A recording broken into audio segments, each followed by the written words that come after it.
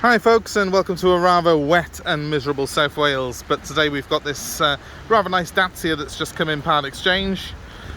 Ignore the number plate that's on it at the moment because it will be having a private plate transfer. It's a 2015 though in the year.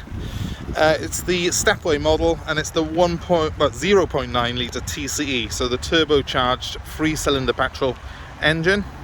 They're around about 90 horsepower, so fairly brisk for such a small engine, and this particular car has only done 28,000 miles, so for the age of it's very low mileage, quite exceptionally low mileage in fact. As you can see, very clean looking car. They are quite a nice looking vehicle with the rails and what I thought were alloy wheels, but on closer inspection they're actually wheel trims, they are. So they do look the part though, in fairness. They're those sort of smart looking wheel trims that look like alloy wheels. It's got the roof rails on it though, I believe they are genuine aluminium ones, and it's got the silver accent trim towards the rear there, which gives it a nice look. Rear parking sensors as well, because it's the, I think it's Laureate model, it's the slightly posher version of the Stepway, this one is. Let's have a quick look inside. These cars are really all about value for money, and they're a hell of a lot of car for the money. It's a good size interior in it. Quite surprised at how roomy it felt. It's also got quite a high sort of seating level, so you're getting in and out of it's nice and easy. It's got the cruise control this model has, in addition to the air conditioning, and it's got USB music system.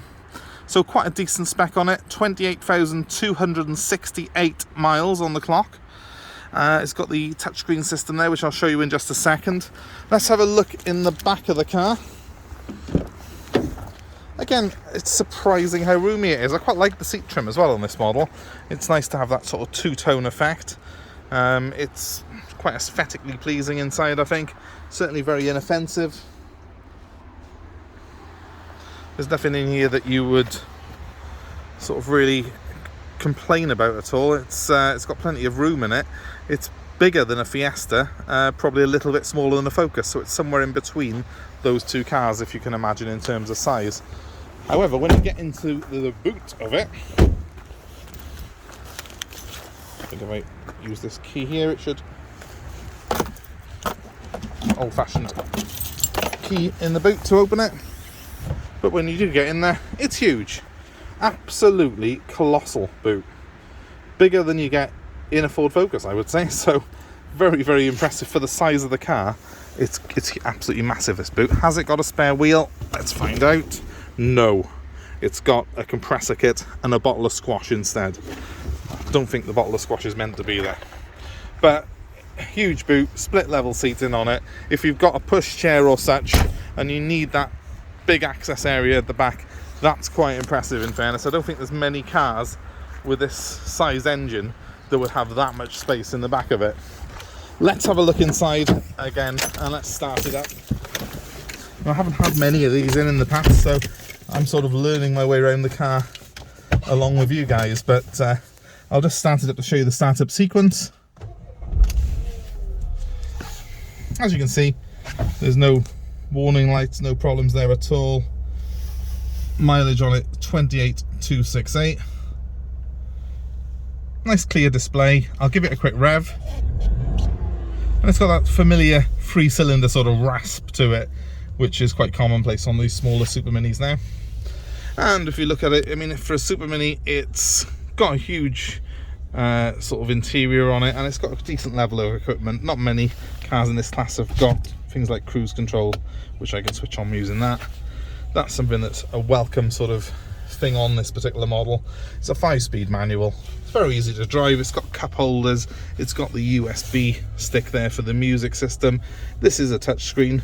It's not obviously the most complicated one in the world, but it's got everything you need on it, including navigation. So if I can put the map up, if there's a way of doing that, let's have a quick look. Find on map. I should do the trick. There we are. We've got a map. Considering the level of car this is and the 1-litre engine, that's quite a lot of kit, in fairness. More spec on this than you get in the equivalent sort of Fiesta or even the Renault Clio, to be honest with you, which are obviously related to these because it's all Renault.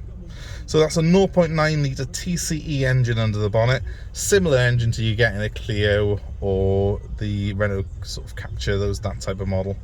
So nice little engine, very easy to sort of maintain, the cheap to maintain, very good on fuel, and not too bad on the tax either. I think this one's about 130 a year to tax. Right, let's knock it off a second. Let's have a quick look around the inside. Actually, let's leave it running because I think it has got day running lights. So I just want to show you those on the outside.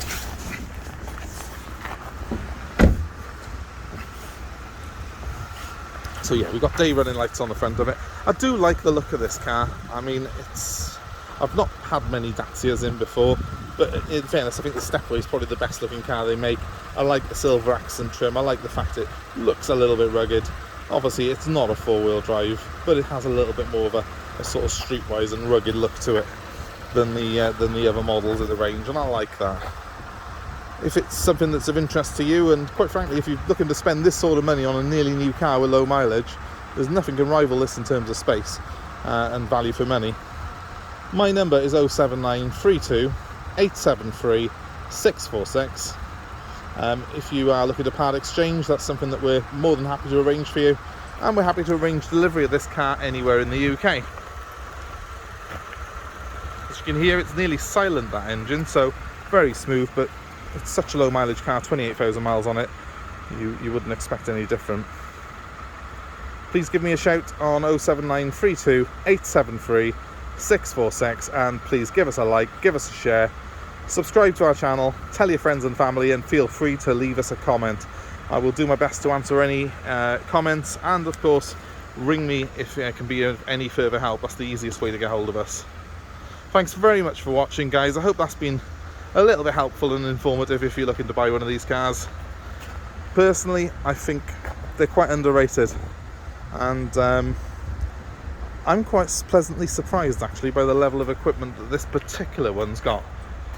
Although I would personally stay away from the standard Sandero, the basic models, because they are more basic than a 70s Fiesta.